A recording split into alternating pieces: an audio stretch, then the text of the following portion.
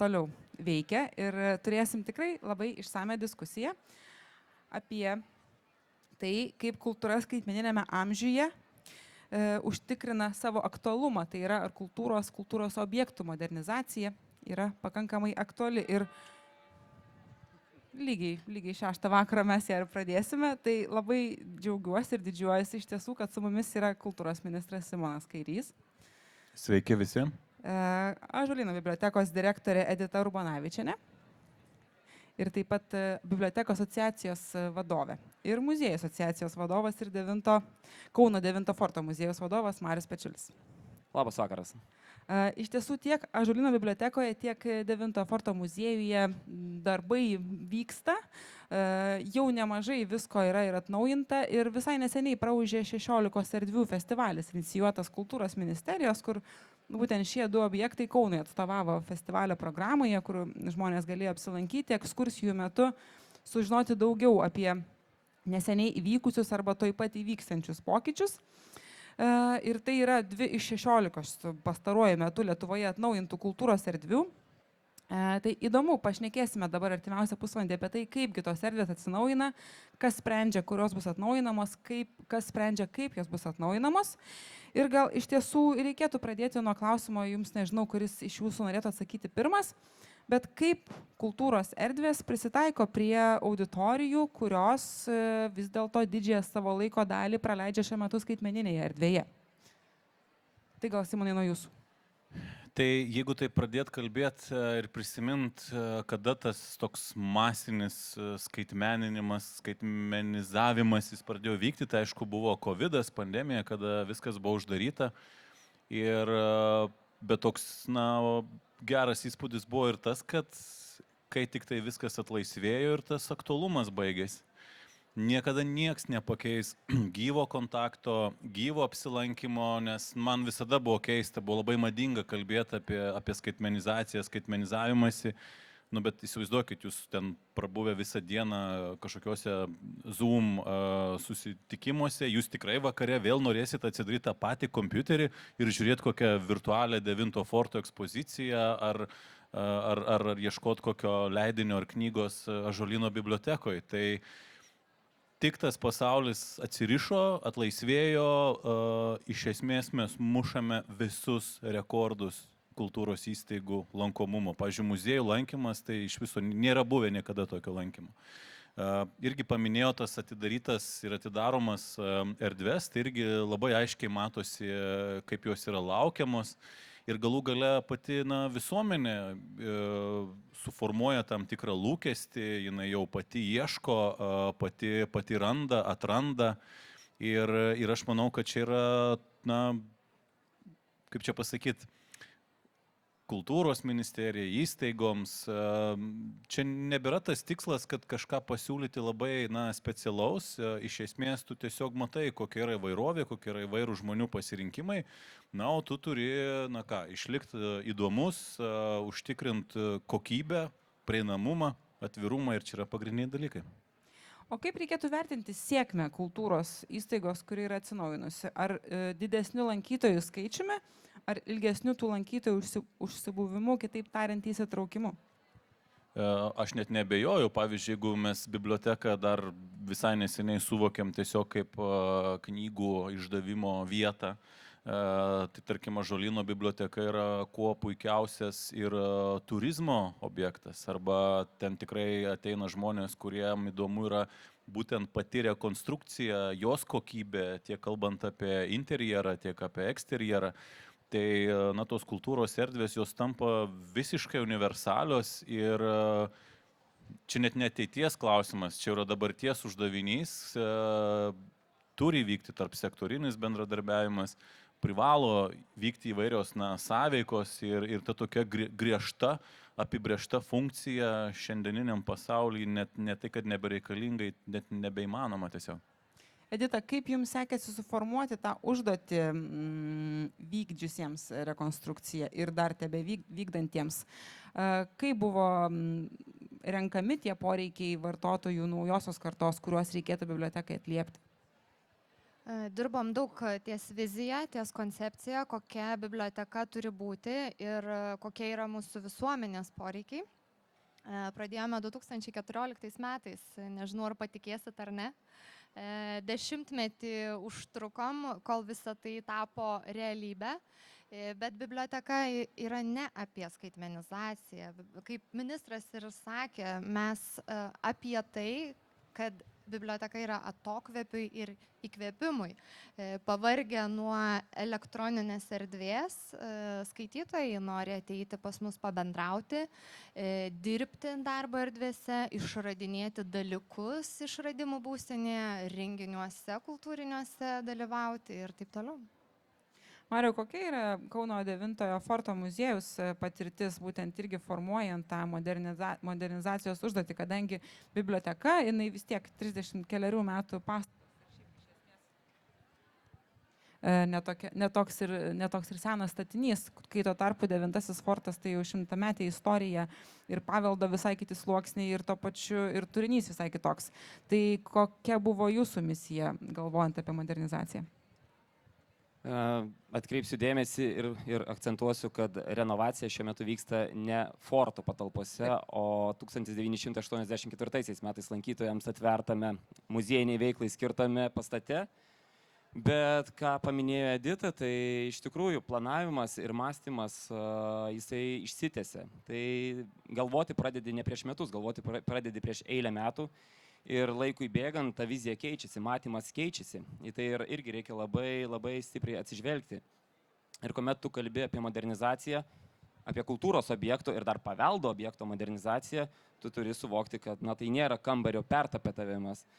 Tavo tikslas yra ne tik atnaujinti objektą, tavo tikslas yra žinoti ir siekti, kam. Pirmiausia, tu turi žinoti, kam tu jį skiri, ką tu jame darysi, kam tu jį pritaikysi, kokios bus tavo auditorijos, ko tu dar neturi, ko tu dar nesi pakvietęs į šį objektą.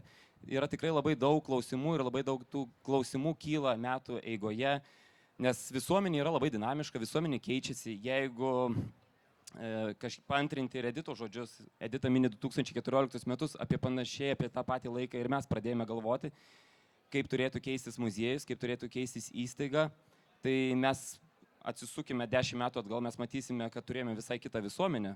Buvo visiškai kiti laikmečio iššūkiai. Dabar mes turime absoliučiai kitus iššūkius. Praėjome tikrai nelengvus etapus ir tai reikia visą laiką turėti mintyje. O kokias auditorijas jūs įsivardinot kaip prioritetinės, kai mąstėt, kaip reikėtų atsinaujinti muziejų, dalį muziejaus erdvių? Visada, kada kalbame apie auditorijas, aš stengiuosi nenaudoti termino plačioji visuomenė. Man jis yra nieko nepasakantis, nes jeigu pasižiūrėsime irgi daugelio įstaigų planus, tai kam skirtas vienas ar kitas kultūros projektas, plačioji visuomenė. Kas ta plačioji visuomenė? Tai va čia buvo labai svarbu nuo šito termino žodžių junginio atsiplėšti ir pabandyti iš tikrųjų identifikuoti, kas tas yra lankytojas, kas dabar pas mus lankosi, nes tai buvo labai svarbu pradėjus darbą, tiesiog susipažinti su lankytoju. Ne tiesiog, kad atvažiavo autobusas ir atvežė 30 ar 40 lankytojų, bet iš kur jie atvažiavo, kokie jie amžiaus, ar jie iš Lietuvos, iš kokios pasaulio ir Europos šalies, kokie buvo jų poreikiai, kur jie nuėjo, kurias ekspozicijas apžiūrėjo, kur praleido daugiau laiko, kur praleido mažiau laiko, kiek praleido laiko. Tai, kitaip tariant, labai daug kriterijų, labai daug rodiklių reikia pamatuoti tam, kad tu iki galo suprastum, ką tu turi ir ko tu neturi. Ir tada jau galima bandyti tą lygtį kažkaip formuoti, spręsti, kokių auditorijų tau dar reikėtų. Nes mes pasižiūrim į tą, pavadinkim, vartotoją, jis yra labai įvairus. Skirtingo amžiaus, skirtingos lyties, skirtingo mentaliteto, iš skirtingų pasaulio kraštų ir taip toliau. Labai ilgą eilę galime sudėlioti ir čia aprėpti viską tikrai yra labai didžiulis iššūkis. Aš noriu papildyti, jeigu galima. Mes biblioteką kūrėme ne visiems, o kiekvienam. Aš sakau taip, kad apie kiekvieno poreikius asmeniškai atsižvelgiant į tai, ko kiekvienam iš mūsų reikia. Bet kalbant apie auditorijas ir auditorijų plėtrą, aš labai gerai atsimenu, kai pradėjau dirbti Kaune būtent vicemeru Ir, tekdavo irgi jau daug dalyvauti renginiuose ir aš labai aiškiai matydavau, kad mes gyvenam tam tikroje iliuzijoje.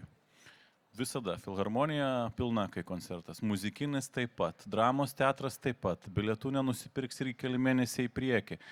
Bet tu matai iš esmės, kad mieste koks 200 inteligentų ir sukuria tą iliuziją, kad tu turi turtingą kultūrinį vyksmą Kaune, tarkim. Ir tada, aišku, atėjo Kaunas Europos kultūros sostinė, kur atėjo visiškai kitas metodas, kalbant apie auditorijų plėtrą, irgi galvojant, kaip tu turi keistis, į ką fokusuotis. Ir tas metodas buvo iš principo kitas, nes mes pratę, ateini į teatrą, stebi spektaklį, ateini į biblioteką, perki knygą.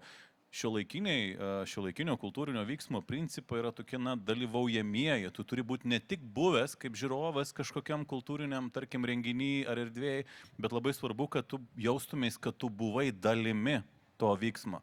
Ir aš manau, čia yra tas didysis lūžis ir, pavyzdžiui, ką aš mačiau jau vėliau, kai įsivažiavo Europos kultūros sostinės projektas, tai buvo, matėsi aiškiai, kaip dieną susikūrė visiškai nauja kultūros vartotojų, jeigu taip galime pasakyti, auditorija. Dalyvė, kultūros dalyvė. Tai man dar įdomus tas 16 erdvių festivalis. Ministrė, gal galite daugiau papasakoti, mes čia matėm Kaune 2 objektuose, galės papasakoti turbūt ir Edita su Marium, kaip sekėsi pas juos tos ekskursijos, apskritai kokios Lietuvoje nuotaikos, ar žmonės noriai, nes jūs, kaip mačiau, daug apvažiavot visą Lietuvą, tai kam iš esmės jis buvo skirtas ir ar atsakė į tuos iškeltus tikslus? To festivalio tikslas buvo labai primityvus ir paprastas, kadangi kultūros sektoriui tikrai yra daug tokio gero, gražaus veiksmo, yra labai nuostabių rezultatų ir tai nėra kažkokia problematika, kažkoks konfliktas. Ir kai yra tokie gražūs įvykiai, jie viena vertus yra, tarkim, neįdomus tai pačiai žiniasklaidai, nes tai čia ne problema, ne skandalas. O visuomenė irgi tarsi priima, kad jeigu jau viskas sklandžiai vyksta, vienas objektas po kito atsidaro, tai taip ir turi būti. Ir nedaug dievė, jeigu taip nebūtų, tai tada jau, aišku, ir ministras kaltas būtų ir visi, ir tada jau savaime suprantama būtų ir dėmesys kažkoks. Tai čia buvo toks truputėlį piktelėjimas, kad reikia to dėmesio ir gražiems dalykams. Ir iš tikrųjų, bet įdarinėjant tas naujas erdves, tu suvoki vieną dalyką, nes dauguma kultūros infrastruktūros objektų tai paveldo erdvės. Pradėkime ir nuo tos pačios, kad ir, ne to tokiu supratimu, kad paveldas turi būti labai labai senas, bet tiek Ąžuolyno biblioteka, tiek 9 fortas, tai natūraliai yra paveldo objektai. Ir čia mes jau turim reikalą su, kaip čia pasakyti, istorijos atkūrimu. O istorijos atkūrėjai yra lygiai tiek pat svarbus kaip ir istorijos kūrėjai, nes iš esmės tu atgaivini, suteiki naują impulsą ir per visą Lietuvą, kai pasižiūri, koks rezultatas. Nuo Sapiegų rūmų, Pilininko namo, iki Žemaičių vyskupijos muziejaus, iki Ąžuolyno bibliotekos 9 forto, visiškai unikalaus objekto Klaipėdos muzikinio teatro ar Stasio Eidrigevičiaus menų centro. Tai kai man kažkas sako ir vis cituoja Čerčilį, kai yra tas posakis, kad tai dabar gynyba ar kažkas, tai pinigus nuo ko nurašyti, tai nuo kultūros. Ir kai Čerčilis sako, ne, o tada vardan ko mes kariausim. Tai šitoj valstybėje Lietuvoje nebėra tokio klausimo, yra tikrai didžiulės investicijos, daugybė naujų objektų, daugybė veiklų. Ir net ir karo metu, net ir tokioj sudėtingoje situacijoje visas veiksmas yra labai aktyvus ir manau tikrai, kad čia yra labai geras valstybės bruožas. Beje, aš manau, kad tai gyvasčiai, populiarumui ir aktyvumui būtent tas karo kontekstas irgi yra labai reikšmingas, nes jis pabudina žmonyse tokį prasmės ieškojimą, domėjimąsi istoriją, kažkokiom šaknim, įvairūs dalykai juos jaudina, menininkai būtent atliepia tos dalykus. Tai aš manau, kad mes turim tokį truputėlį ir nesam tiek tingus ir dėl to mes ieškom tam tikrų atsakymų, atokvėpių, įkvėpimo mūsų ir kultūros įstaigos. Kaip tik Kauno 9 forto muziejuje tvarkomame ekspozicijų erdvėse atidaryta paroda apie Bachmutą, labai laiku, manau, ir labai puikiai tam tinkamoje vietoje. Įdomu, kaip sekasi privilioti žmonės dabar domėtis tokia gana skaudžia tema ir galbūt kaip tik tas naujumas vilioja ir kažkaip lengviau pristatyti sudėtingas temas, kuriomis gal netaip ir norisi, va, kaip Simonas sakė, po darbo dar domėtis. Iš tikrųjų, dar, paroda veikia pakankamai trumpą laiką, tai kažkokias tai galutinės išvadas apibendrinančias tikrai yra labai sudėtinga padaryti, bet matom, paroda tikrai dirba savo darbą, ji yra aktyviai lankoma ir uždavėte tikrai įdomiai pasukote klausimą, nes ir aktualiai, kad kaip kalbėti apie traumą traumos metu. Nes iki karo pradžios Ukrainoje, Kauno 9 forto muziejuje, komunikuodami, pristatydami istoriją ir vėlgi vykdydami savo viešąją komunikaciją, mes naudodavome labai dažnai tą būtent traumos savoką, pažinti traumą, praeities traumą. Ir kuomet ta trauma pradėjo vykti visai greta Lietuvos, karas, genocido apraiškos, žudymai kiekvieną dieną, mes truputėlį atsakingiau pradėjome naudoti būtent traumų savoką tam, kad, tikrai dalis visuomenės nori dabar tada jau pabėgti. Persisotinė yra visos tos informacijos negatyvios, tada ieško kažkokio tai kitokio patyrimo, pozityvaus patyrimo ir galbūt, tada 9 fortas netampa ta pačia populiariausia erdvė, kur tu vėl matai, kalbant apie tą patį. Bet negalim ir nuo to atitrūkti. Negalime staiga perdažyti visko baltomis rožinėmis spalvomis ir tada sakyti, kad niekas nevyksta. Ne. Ir už tai Bachmuto paroda, ji labai gerai sujungia tiek praeities dėmenį, tiek dabarties dėmenį. Ir jin atsiranda tikrai labai aktualiu metu, kada mes vėlgi matome įvykius Ukrainoje, matome ir tam tikrą progresą tame pačiame fronte. Mes matome atvažiuojančius mūsų kolegas iš Ukrainos, kurie vėlgi su pozityviu užsidegimu viską daro, ten dieną, naktį ta paroda buvo rengiama. Ir matėme, su kokiu entuziazmu ir pasitenkinimu visą tai vyko iš jų pusės, kaip jie norėjo parodyti, pristatyti savo patirtis, savo skaudulius, savo temas. Tai, negali nesigėrėti pats dirbdamas šalia ir stebėdamas, kaip jie daro, tai čia tiesiog užkraunama tavo atsakomybė, kad tu privalai kaip įmanoma daugiau žmonių pakviesti. Ir kas dar labai yra įdomu, kad tikrai nemažai privataus kapitalo įmonių prisidėjo tiek padėdami komunikuoti pačią parodą, siūlydami savo reklaminį plotą, siekiant išviešinti parodą. Tai praktiškai pirmas toks mūsų įgyvendinamas projektas, kuris susilaukė tokio ir privačių iniciatyvų prisidėjimo. Iš tiesų, kas dar nebuvot, labai rekomenduoju nuvykti į Kauno 9 forto muziejų, apžiūrėti šios parodos, kuri apimtimi nėra tokia didelė, bet tikrai giliai paliečiant ir netiek ir ilgai veiks. Kaip suprantu, jau po vėlinių toliau tęsis vėl modernizacijos darbai. Iki spalio mėnesio pabaigos ši paroda bus atverta visiems lankytojams. Edito, kaip jums sekasi privilioti? Žinau, kad tikrai sekasi puikiai, nes tikrai renginiai Ąžuolyno bibliotekoje yra puikiai lankomi, tiek tokie gal labiau su skaitimu susiję kaip knygų pristatymai, bet taip pat yra įvairiausių kitų susibūrimų, aptarimų, koncertų. Vis dėlto, ar paskui tie nauji žmonės, kurie ateina privilioti naujos erdvės, irgi puikios komunikacijos, ar jie tampa skaitytojais, ar jie išeidami iš renginio dar išsineša ir knygą namo paskaityti? Juk toks tikslas bibliotekos yra galų gale. Nesakyčiau, kad tai vienintelis tikslas, Vienas iš. kad išsineštų knygą.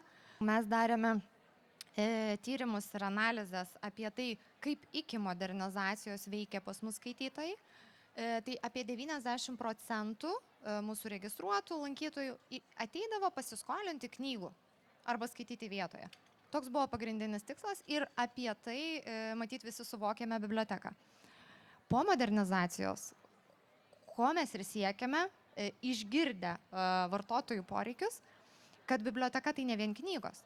Dabar apie 50% mūsų lankytojų, kurių yra beje jau dvigubai daugiau negu buvo pernai, ateina dėl knygų, likę 50% ateina dėl kelių priežasčių. Vieni ateina dirbti individualiuose ar grupinio darbo erdvėse ir tose pačiose atvirose skaityklose, nors mes taip nebevadinam.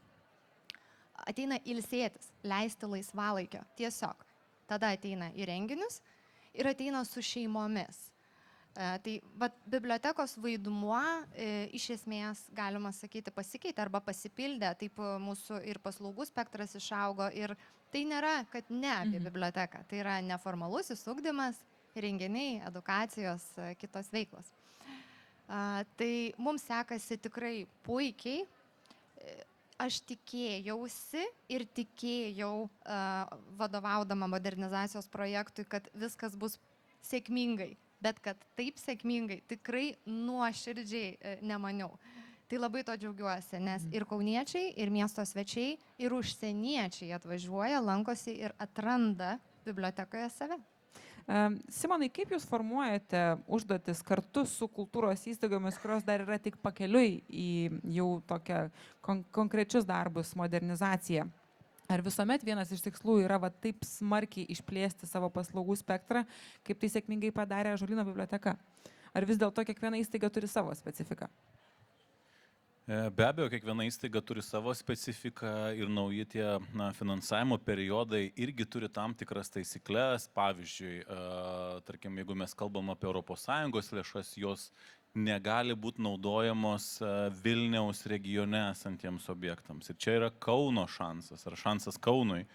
Ir irgi dabar esam Žilinsko galerijos prieigose ir irgi rengiamas projektas, irgi bus paskelbta ranga ir apie virš 16 milijonų berods numatyta yra jau šitam objektui, kuris būtų sutvarkytas. Kitas, pavyzdžiui, pavyzdys yra Kauno centrinis paštas ir tai yra geras pavyzdys ne tik kalbant apie architektūriškai labai vertingą objektą, bet tai yra geras pavyzdys ir apie būsimą veiklą jame. Tai būtent tas Nacionalinio architektūros instituto atsiradimas yra labai įdomu. Labai įdomu, kad vadovas yra išrinktas, jau dabar pareigas baigiantis Šiuolaikinio meno centro direktorius. Tai kitaip tariant, yra įvairių įdomių tokių aspektų, kurie daug dalykų nulėmė ir tarkim, kai tu tada žiūrėjai, kai tu negali Vilniaus regione naudoti lėšų, tų tokių kultūros įstaigų, kurios priklauso, pavyzdžiui, ministerijų, netiek ir daug, bet atsiranda labai įdomus taškai, Palangoje, Naglio kino centras, toks irgi geras pavyzdys, galų gale antras etapas pačios Ąžuolyno bibliotekos, nes irgi mes labai daug kalbam apie tai, ką mato lankytojai, bet ko nemato. Pavyzdžiui, jūs nematėte Ąžuolyno darbuotojų erdvių, jiems skirtų erdvių, jos niekaip nėra sutvarkytos ar renovuotos. Ir tai yra jau antras etapas, kalbėti ir apie tų kultūros žmonių, dirbančių kultūrai gerovę, tai čia irgi yra svarbu. Bet visada, aišku, ištekliai yra riboti, įstaigų svajonės yra neribotos ir čia visada reikia ieškoti to balanso, kaip viską padaryti realiai, rezultatyviai ir išprovokuoti irgi tam tikrą virsmą ir tokį, lūžį. Ir aš manau, kad vienas čia buvo toks tikrai bumas būtent tų erdvių atidarimų iš ankstesnių periodų. Dabar yra planuojami nauji, bet yra buvo įvairiausių situacijų. Pavyzdžiui, buvo daugybė teismų ir mes ten, tarkim, praradom 10 milijonų investiciją ES lėšų į Gedimino kalno tvarkymą. Ką daryti? Gerai, turėjom galimybę perdalinti kitiem. Arba ten koks nors Vilniaus senasis teatras irgi nesusitvarkė su projektu, bet staiga radom taip vadinamus kongresų rūmus, LVSO salę, kurią per labai trumpą laiką irgi buvo renovuota ir tikrai nauja, puikiai, labai kokybiška erdvė. Arba Stasio Eidrigevičiaus menų centras Panevėžy, tai realiai aš turėjau vos ne iš šiukšlinės, jeigu taip tiesiai šviesiai ir paprastai kalbant, šitą projektą ištraukti ir jį pastatyti atgal į vėžes ir matom tikrai puikią kultūros erdvę. Tai tų istorijų yra visokių, ką aš mačiau, kaip iki šiol buvo planuojama, pavyzdžiui, kad iš tų europinių visų lėšų, tai dabar tvarkysim visus memorialinius muziejus. Dabar pasižiūri tos memorialinius muziejus ir ką tu ten tvarkysi, tai stogus, ten lietų, dar kažką, bet realiai tą gali susitvarkyti ir pats kažkokiom lėšom metai po metų. Bet jeigu jau kalbam apie didelės investicijas, tai tikrai norisi tokių projektų kaip Žilinsko galerija, kaip Kauno centrinis paštas ir tai yra tikrai geri pavyzdžiai, kurie ne tik vertė atsinaujinimo, bet jie užduos toną ir miesto, ir valstybės gyvenimui būtent tom veiklom, kurios čia vėl sužibės. Tai mūsų fantazija nėra ribojama. Taip, jinai yra neribota, bet ribojama iš kultūros ministro pusės nėra. Taip? Dar iš tiesų turim šiek tiek laiko, norėčiau pasiklausti, kokios nuotaikos vyrauja asociacijose, kurioms jūs abu vadovaujate, Mariau ir Edita. Ar visos bibliotekos Lietuvos jau norėtų bent taip pat puikiai, gal dar ir geriau atrodyti negu Ąžuolyno biblioteka? Ar rikiuojasi vis dar pas jūs vizitai ir tarėtės, kaip čia galima padaryti, kaip ką pagerinti? Ar vis dėlto... Ar yra apskritai konkurencija, ar vis dėlto draugaujate su kitom apskričių bibliotekom? Oi, mes labai draugaujame, bet turbūt ir sveika konkurencija, jinai gal ir egzistuoja, sakyčiau. Bet mes nesam konkurentai tikrąja to žodžio prasme, nes esam apskričių bibliotekos skirtingose miestuose. Tai dažniausiai dirbame dėl bendro rezultato. Tam, kad Lietuvoje padidintume skaitimą, pagerintume medijų ir informacinio raštingumo, kritinio mąstymo gebėjimus.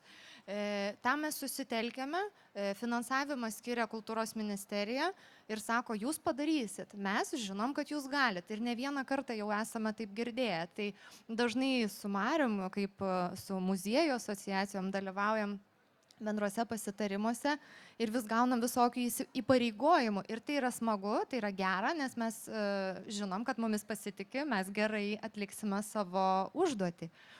O ar pavydi? Jeigu pavydi, tai gal nelabai sako, bet gal kam nors ir sako, o ar norėtų būti tokie kaip mes, tai manau, kad norėtų. Tai yra labai gerai. Bet mes labai ilgai ieškojome, apie ką mes ir kokius mus nori matyti kiti.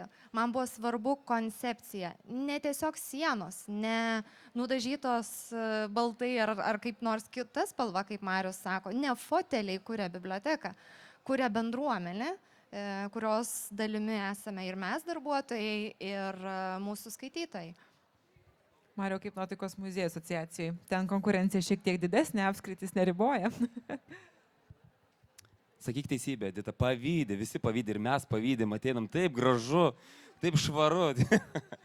Jokauja, aišku, jeigu ir pavydim, tai pavydim tikrai baltai. Ne, Edita iš tikrųjų atkreipė dėmesį į labai svarbų dalyką, tai kad ne vien tik tais perdažymas įvyko tai, kad komanda tiesiog gerai sugalvojo, kaip įveiklinti, išplėti pačias veiklas.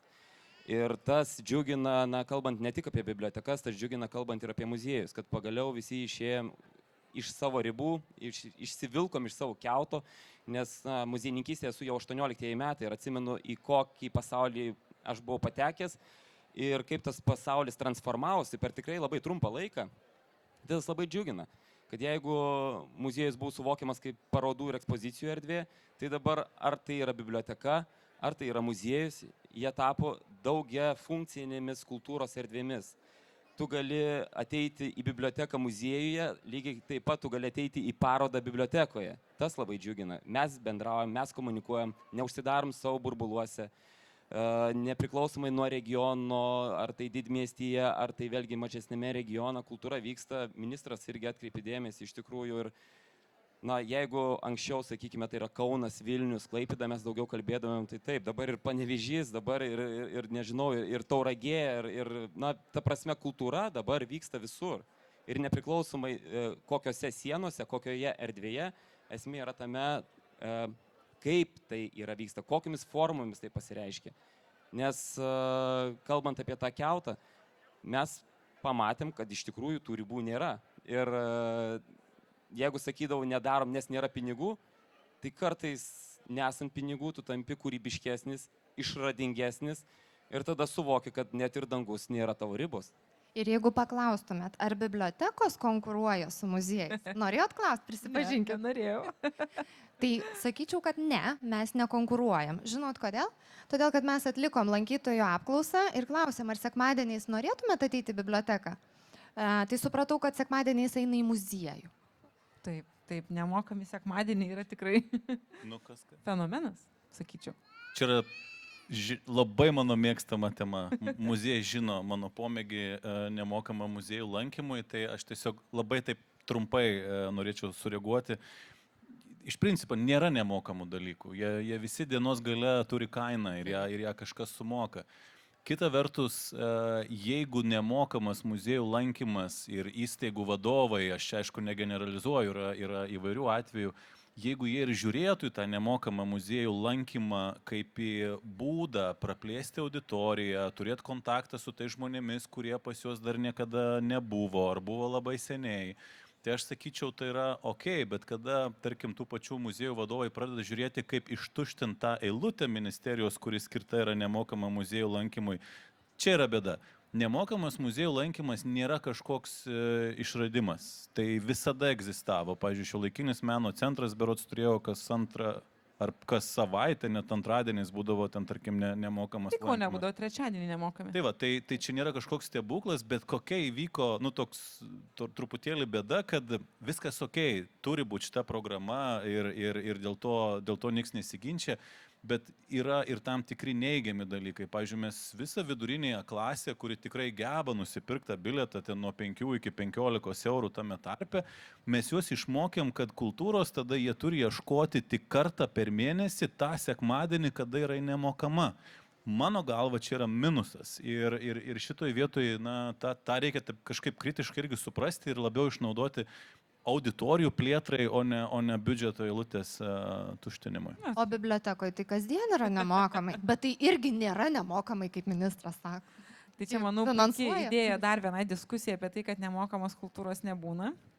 Bet mūsų pusvalandis jau išseko ir nuo Epiko vaikinai laukia eilėje pasikalbėti su manimi, paskui pasirodyti scenoje. Tai labai ačiū Lietuvos Respublikos kultūros ministrui Simonui Kairiui, Ąžuolyno bibliotekos vadovė Editai Urbanavičienei ir Kauno 9 forto muziejaus vadovui Mariui Pičiuliui. Ačiū Jums.